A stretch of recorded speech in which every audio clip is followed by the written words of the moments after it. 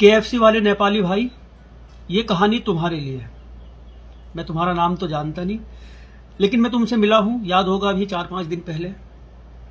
तुम्हारी आंखों में आंसू देख के, वो मोहब्बत देख के अपनी पत्नी के लिए, वाकई जो आंसू थे ना, जो दर्द था तुम्हारी आंखों में, वो देख के मेरा कलेजा भी मुंह को आ रहा था। मैंने अपने आप को रोक के रखा, बर्दाश्त किया। करना पड़ता है भाई, कुछ मजबूरियां होती हैं भाई, ये जुदाइयां बर्दाश्त करनी पड़ती हैं। कुछ परेशानियां होती हैं जिन परेशानियों की वजह से हम लोग जुदा हुए पड़े। पत्नी कहाँ है, हम कहाँ हैं, इस तरह से। खैर, ये कहानी सिर्फ स्पेशल तुम्हारे लिए। एक शख्स 12 साल बाद एक गांव में आया। उस गांव में कभी उसकी ससुराल हुआ करती थी।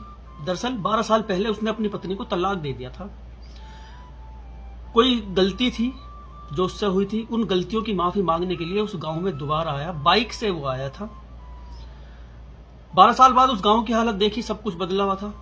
किसी चाय की टूटी फूटी सी दुकान पे वो चाय पिया करता था, आज वो दुकान पक्की बन गई। रोड रास्ते कच्चे थे, वो पक्के बन गए।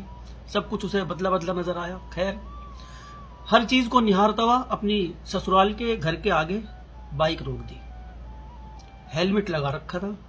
कुछ देर रुका रहा, दरवाजा खुला था। आंगन में उसने देखा, उसके जो ससुर थे वो एक चारपाई पे लेटे हुए, उनकी जो सास वो सरसों मल रही। कोशिश में था कि अंदर जाऊं, हिम्मत नहीं हुई। 12 साल पहले रिश्ता खराब हो गया था, हिम्मत नहीं हुई। बस इसी चक्कर में रहा कि इसकी जो पत्नी थी, नाम था उसका राधिका, कि वो बाहर को आए, मुझे देख ले तो उससे मैं माफी मांग के चला जाऊं। इसी आस में था। कुछ देर खड़ा रहा तो सास की नजर उसके ऊपर पड़ी। सास ने पूछा कि किससे मिलना है। कहने लगा कि जी मैं तो बस वैसे ही खड़ा था। सास ने पूछा कि बेटा, अगर किसी के यहाँ जाना हो तो एड्रेस मैं बता दूंगी, तो चले जाना। कहने लगा नहीं, बस ऐसे ही। वहां से वो शर्मिंदा सा हुआ। हेलमेट में सास ने पहचाना नहीं, अपना वो बाइक लेके गांव के दूसरे किनारे पे चला गया। उस बगिया में पहुंचा जिस बगिया में कभी वो गर्मियों के दिन में बैठा करता था।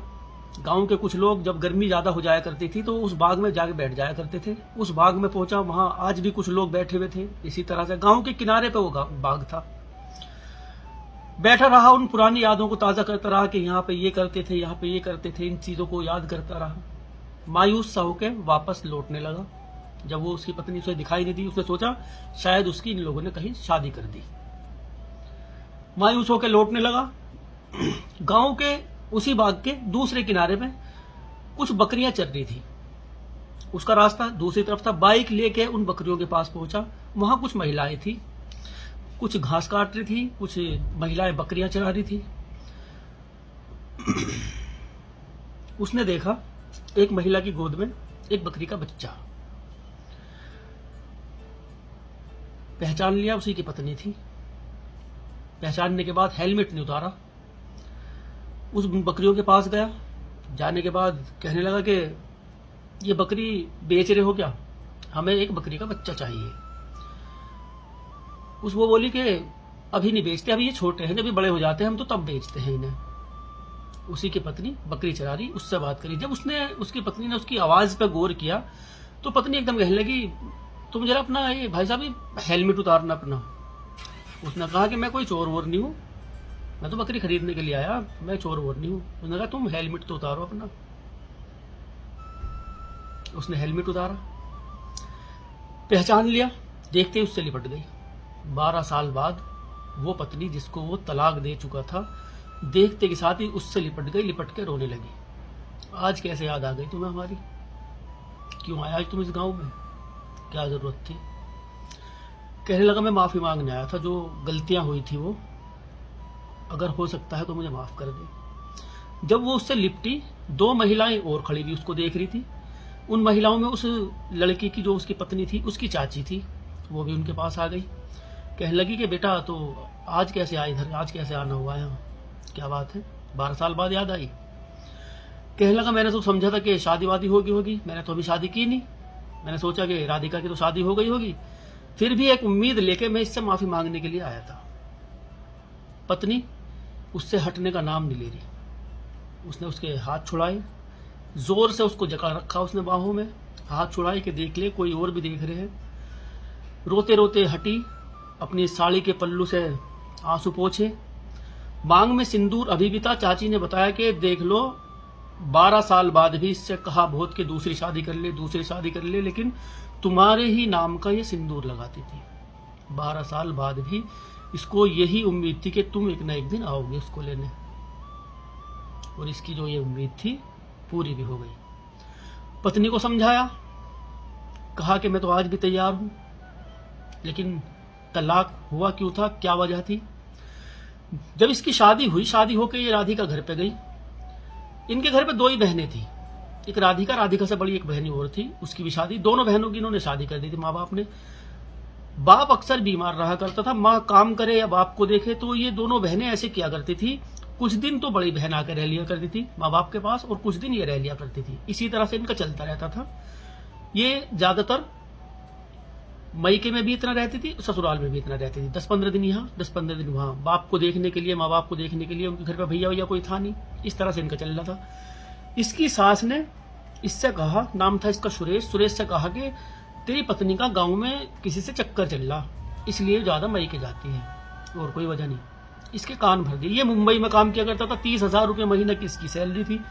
जब तक शादी नहीं हुई थी तब तक तो ये सारे पैसे घर वालों को दिया करता था। शादी के बाद कुछ पैसे ये इसको दिया करता था, राधिका को, कि अपने पिताजी की दवाई वाई में लगा लेना, कुछ पैसे इसको दे दिया करता। तो उसने कट कर दिए, कम पैसे देने शुरू कर दिए घर पे, अपने खर्चे के लिए, राधिका के लिए, अपने उनके लिए देना शुरू कर दिया। तो सास को ये चीज अच्छी नहीं लगी कि इतने पैसे मिला करते थे, अब इतने पैसे मिल रहे हैं। लेकिन अकल कब ठिकाने आई, जब इसने इसके कान भर दिए।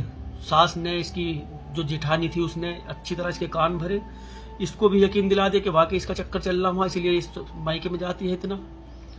लड़ाइयां हुई, लड़ाइयां इतनी बढ़ गई, बात तलाक तक आ गई। इसको तलाक दे दिया। तलाक के बाद ये अपने घर चली गई, ये अपने घर काम पे इसी तरह से जैसे चलता था पहले, कमा रहा, घर वालों को दे रहा, कमा रहा, घर वालों को दे रहा। लेकिन अकल ठिकाने कब आई, एक बार मुंबई में इसका एक्सीडेंट हुआ, पैर की हड्डी टूट गई।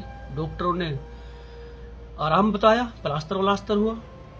मुंबई में ना रह के इसने सोचा घर परिवार वाले गांव में हैं तो वहीं पे जाकर रह लूंगा, घर परिवार वाले सेवा करेंगे तो जल्दी अच्छा हो जाऊंगा। अब इस पैर को ठीक होने में इसको 6 महीने लग गए। 6 महीने तक ये घर पे अपने गांव में पड़ा रहा। इन 6 महीने में इसको पता लग गया कि पैसा है तो घर परिवार, माँ बाप, भाई बहन सब कुछ है, और पैसा नहीं है तो कुछ भी नहीं है। घर वाले इसको खुद कहा करते थे, बेटा अब तो तू ठीक हो गया, अब चला जा मुंबई, अब चला जा मुंबई, अब चला जा काम पे। कहते थे पैसे खत्म हो गए, पैसे नहीं है।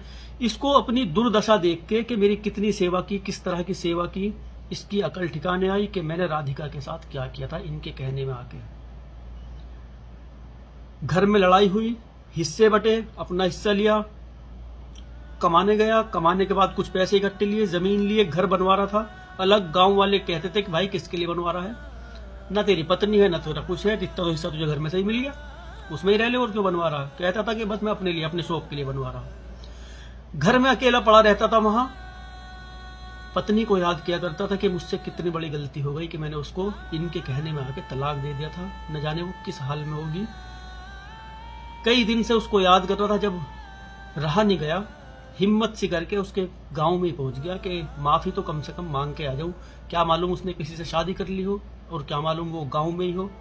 इसी आस में गांव पहुंचा। गांव जाके अब राधिका से मिला, राधिका से माफी मांगी। दोनों ने एक दूसरे से सुलह किया। उसके माता पिता से मिले, माता पिता के पास छोड़ के राधिका को कह के गया कि 4-5 महीने में मेरा दूसरा मकान तैयार हो जाएगा और मैं तुझे लेकर चला जाऊंगा अपना वहां रहने। कहने लगी मैं जाने की नहीं, माँ बाप को छोड़ के मैं जाने की नहीं, मेरे पिताजी बीमार हैं आज भी। उसने कहा कि मकान बनवा रहा हूँ, पिताजी को और माँ जी को भी वहीं पे ले जाएंगे, तुम भी वहीं पे, सब वहीं पे रहेंगे एक साथ, फिक्र किसी चीज की मत करो। यही हुआ। 5 महीने बाद घर बना। राधिका को, पिताजी को, माँ को लेके वहां पहुंचा।